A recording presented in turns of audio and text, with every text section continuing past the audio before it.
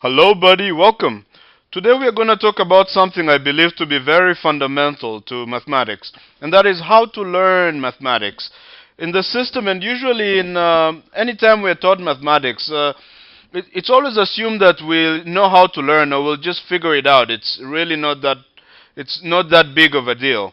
It's really kind of like it's really the concepts that matter, but learning it will somehow come automatically.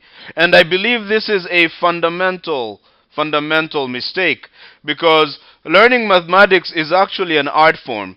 And without any assistance whatsoever, if one were to learn how to learn mathematics by trial and error, it would take an exceedingly long time.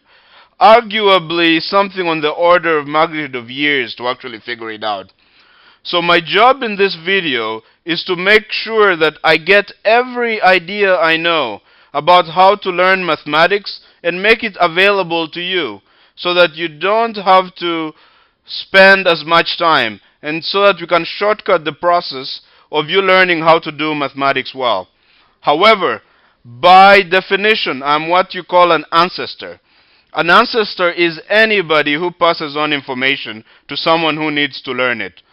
We know for sure that the ancestors made inaccuracies. They exaggerated certain things. They underestimated others, right? And that's why we have things like innovation. Sometimes we even replace old ideas with new ones. Similarly, in this video, there are going to be inaccuracies. There'll probably be things that are just plain wrong. Whenever that happens, please do let me know so that we can work together to make sure this video is the best it possibly can be, so that anybody in the world who is trying to learn how to learn mathematics will get this information in the best form possible.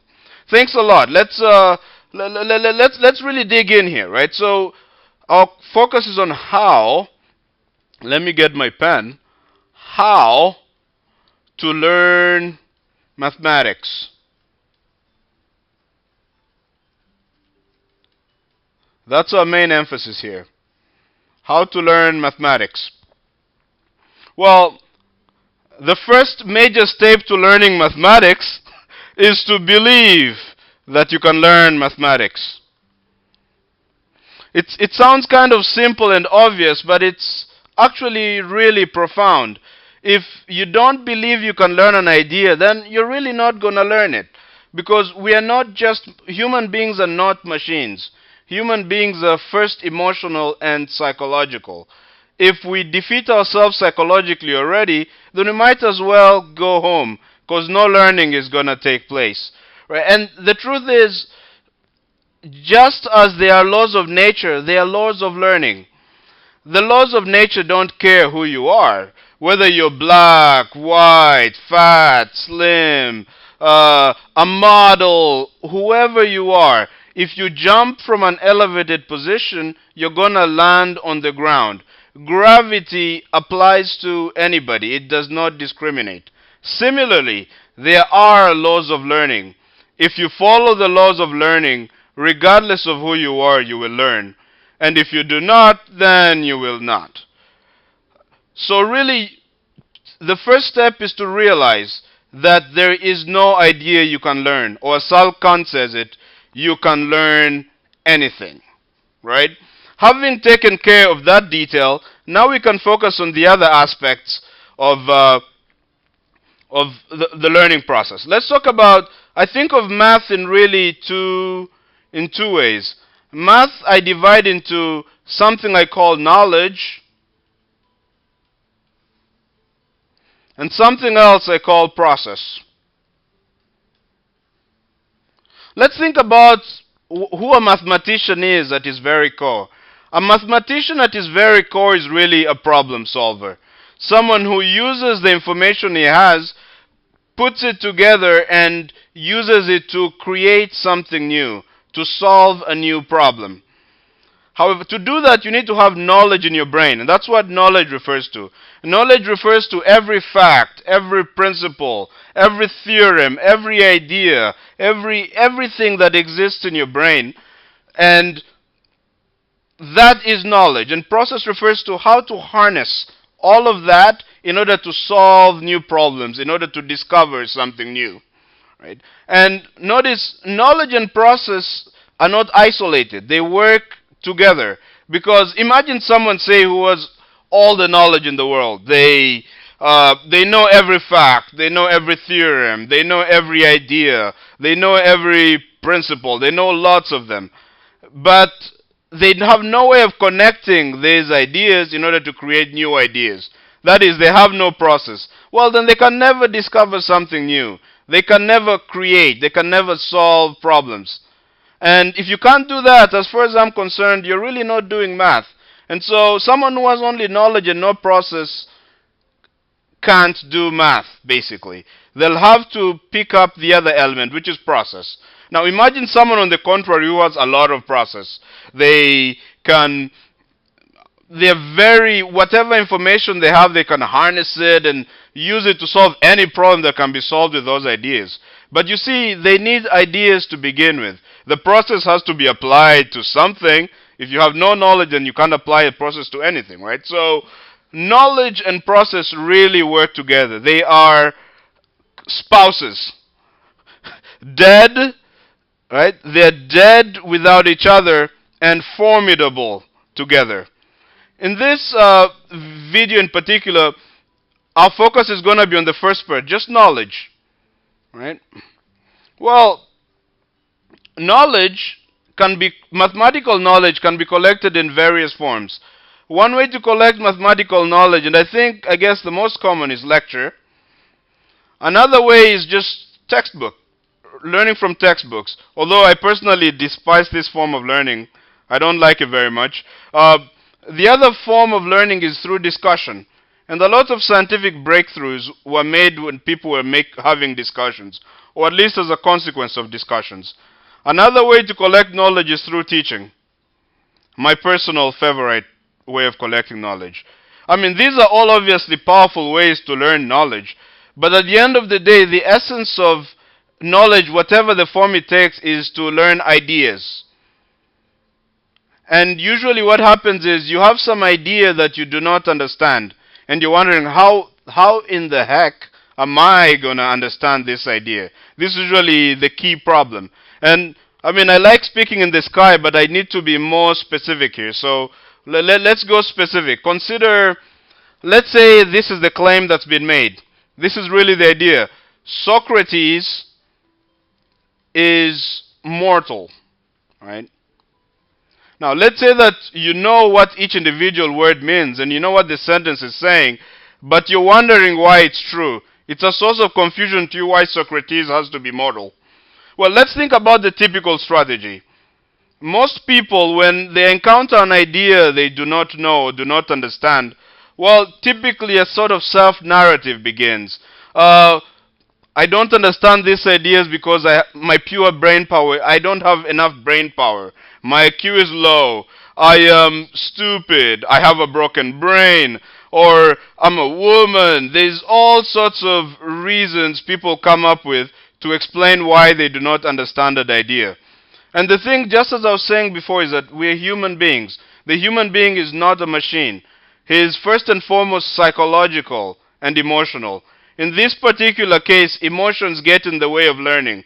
Rather than realizing that the reason you can't understand the fact that Socrates is mortal is something that can be explained, like in terms of ideas, usually what happens is instead people just move into like a psychological torture form of thing, and that's actually detrimental, right, and doesn't help in the learning process. So do whatever it takes. Come up with a different story, whatever it takes to ensure that you don't let this self-narrative and self-deprecating beliefs stop you from actually figuring out what's making you not be able to learn a given idea. In this case, the idea that Socrates is mortal.